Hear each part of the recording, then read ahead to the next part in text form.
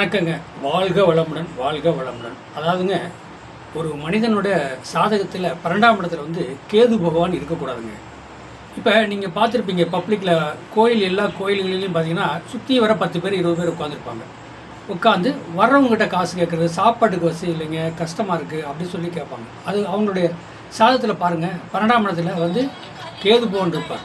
அந்த 12ஆம் இடத்துல வந்து கேது பகவான் இருந்தாலும் அந்த மாதிரி ஒரு அமைப்பை 12ஆம் இடத்துல வந்து கேது பகவான் இருந்தாலே, 12ஆம் இடத்துல கேது பகவான் இருந்தால் எப்படிங்க, ஞானகாரகன்.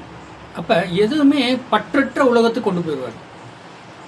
அவர் கல்யாணம் 12ஆம் இடத்துல கேது பகவான் கல்யாணம் பண்ணுவார், குழந்தைகளாம் பிறந்துடும் ஏதோ ஒரு வகையில். ஆனால் குடும்பத்தோட வாழ முடியும். கோயில் குளம்னு சுற்றிக்கிட்டு இருப்பார். எங்கே போனால் பரதேச வாழ்க்கை, பரதேசமாக இருக்கிறது.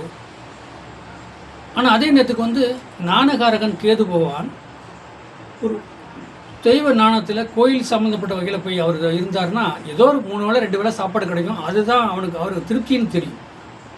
அதே வந்து அவர் குடும்பத்தில் வாழணும்னு சொல்லி வந்தார்னா குடும்பத்தில் உள்ளவங்க அவங்கள மிரட்டியே அடிச்சிருவாங்க. சொந்த பந்தங்களை எல்லாமே விரோதி ஆக்கிடுவாங்க. சொந்த பந்தத்தை விரோதி ஆக்கிடுவாங்க. அப்போ இந்த சாதகருக்கு வந்து பற்றற்ற உள்ளம் ஆயிரும். பற்றற்ற உள்ளம்னா என்ன? வாழ்வா சாவா, இந்த மனுஷ பிறப்பே வேண்டாம். அப்போ அவர் சொந்த பந்தத்தை போனாலும் வெறுப்பாங்க. நீ வராத, நீ இந்த பக்கம் வராத, நீ வரக்கூடிய ஆளே இல்லை அப்படின்னு சொல்லுவாங்க. சொந்த பந்தம், பங்காளி வீடு, மனைவி சொந்த பக்கம், அப்பா சொந்த பக்கம் எல்லாமே வந்து வெறுப்பாங்க. எப்படி வெறுப்பாங்கன்னா, லக்கணத்தில் 12ஆம் இடத்துல கேது, ஞானகாரகன், பற்றற்ற உலகம், இந்த மனித வாழ்க்கையே நரகம், அந்த மனித வாழ்க்கையே வாழக்கூடாது, இனி அடுத்து எனக்கு ஒரு சென்மமே வேண்டாம் அப்படின்னு சொல்லி போகிறது தான் வந்து 12ஆம் இடத்துல கேது இருந்தால்.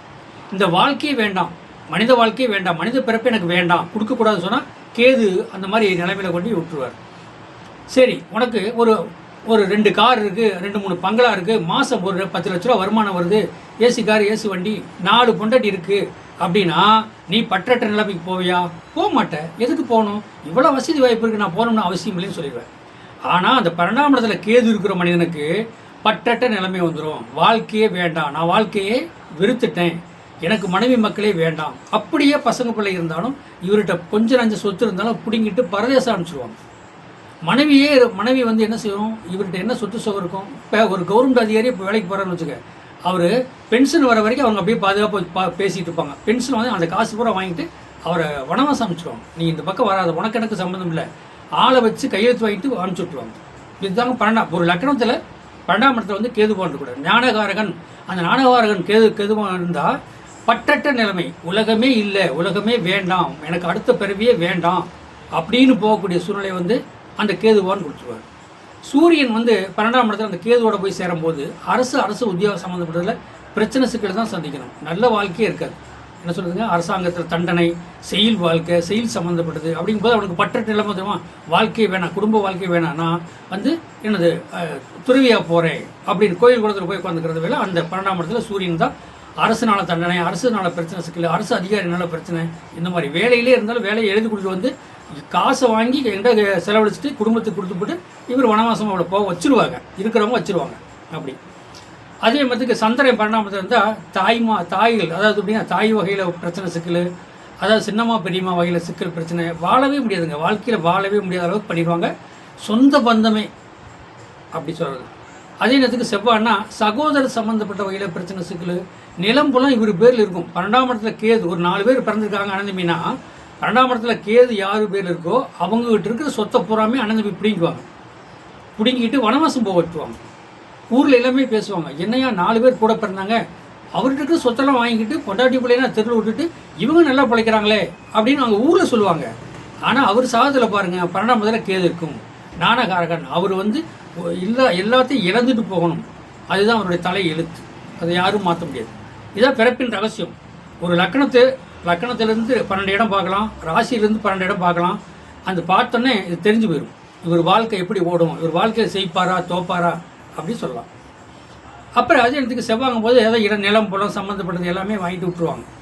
இப்போ பப்ளிக்கில் மக்கள் என்ன சொல்லுவாங்க, என்னடா இவங்க இப்படி வாழ்கிறாங்க, இவங்க சொத்தோடு வாழ்கிறாங்க, இவங்க ஒன்றுமே இல்லாமல் வாழ்கிறாங்க அப்படி தானே கேட்பாங்க.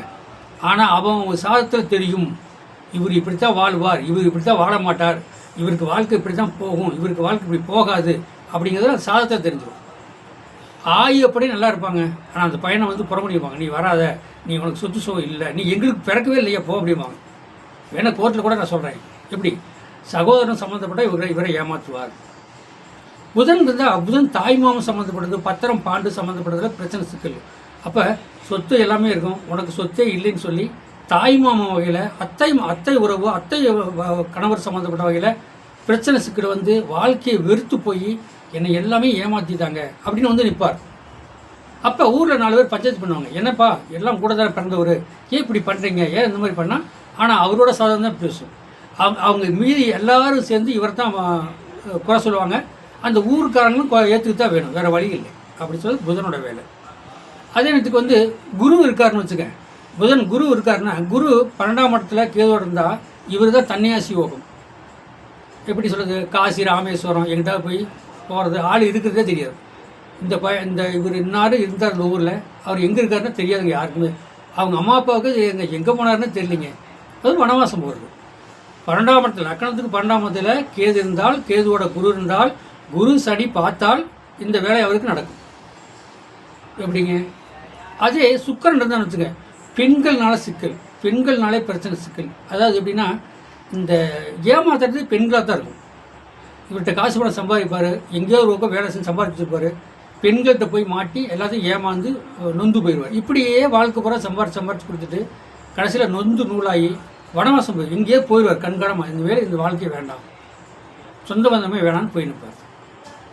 எப்படியே சுக்கரன். சனி என்னங்க சுத்தமாக சொல்ல வேண்டிய அவசியம் இல்லைங்க. சனி ஆயுள்காரகன். இந்த தாடி வளர்த்துட்டு கட்டங்கறியாது ஒரு 2 வருஷத்துக்கு ஒருத்தர் தான் குளிச்சிருப்பாங்க. நீங்கள் பார்த்துருப்பீங்கன்னா கோயிலில் உட்காந்துருப்பாங்க, குளிச்சிருக்கவே மாட்டாங்க. குளித்து எத்தனை வருஷம் அதுன்னு தெரியாது. அப்படி கருப்பு இப்படி முகத்திலும் பார்த்தா அந்த அழுக்கு இருக்கும். அந்த மாதிரி உட்காந்துருப்பாங்க, சோறு நேரத்துக்கு வாங்கி சாப்பிட்டுக்குவாங்க.